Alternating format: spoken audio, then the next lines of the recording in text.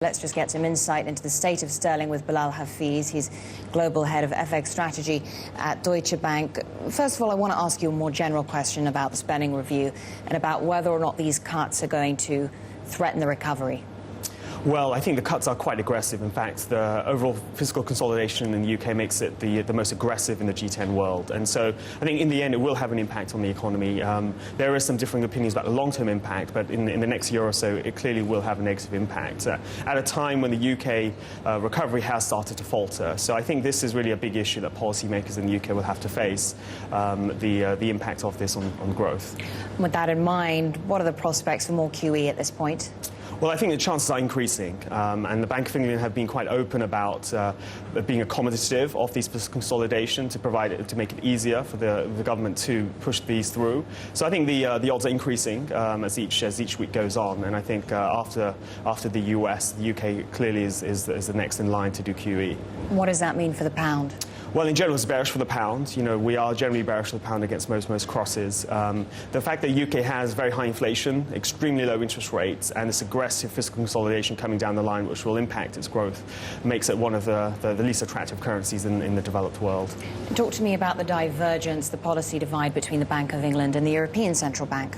Sure, it's quite stark at the moment. The ECB is withdrawing its liquidity operations, which is allowing short-term interest rates to rise. You have people like Weber talking about the possibility of tightening policy, whereas the UK is the other end of the spectrum, where they're talking much more about the risk and the possibility of doing QE. So the contrast is quite stark right now, which will just make the currency picture much more clearly negative for the pound.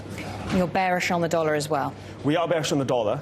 You know, recently the dollar has rallied somewhat over the past few days as the market's digested the fact that the Fed will do QE, but we think this will be a short-term correction.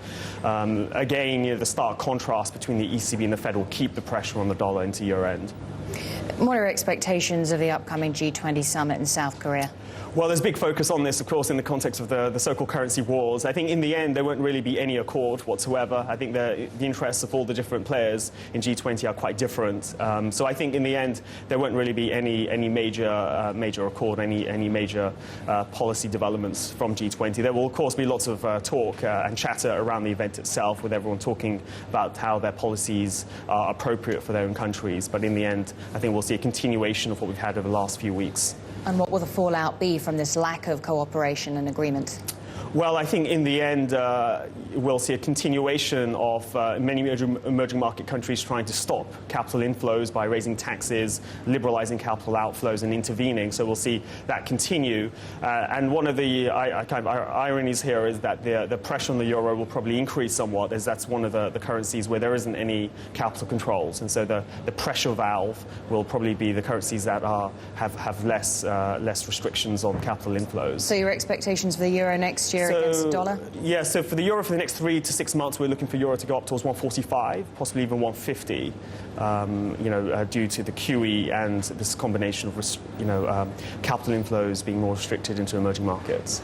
And if it does push towards the 150 mark, the possibility of intervention by the ECB? I think intervention is unlikely, actual intervention. There probably would be verbal intervention of sorts. Also, at that stage, at 150, you'll start to see some impact on the European economy, which could make the ECB more reluctant to talk about tightening, or possibly even talk about more dovish actions at that point.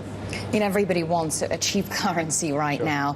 From what you're saying, we're going to see more intervention in the currency markets in developing economies. The developed world wants the same thing. Not everyone's currency can be cheap at the same time, right? So where is this all going to lead? Yeah, exactly. So this is really a sequencing story here, where each country that's more aggressive on monetary policy will see their currencies weaken first.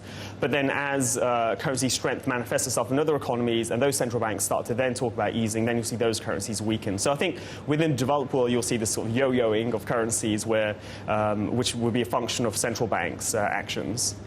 Okay, well, thank you very much, Bilal Hafeez, Global Head of FX Strategy at Deutsche Bank. Great to talk to you. Thanks for coming in.